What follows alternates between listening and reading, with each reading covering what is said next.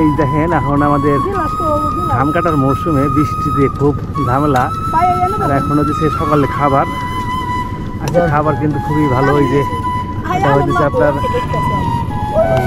বলে যে পুঁই শাক আর হচ্ছে লাউ তরকারি পাঙ্গাস মাছ দিয়ে। এটা লবণ নিয়ে আসছে।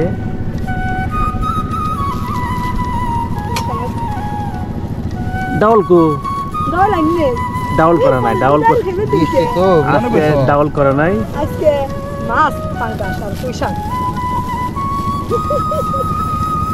মাথায় গামছা দিয়ে বইছে উঠাই কিছু দিয়ে না ধান কাটা কষ্ট, তার মধ্যে পানি বিচ্ছে না।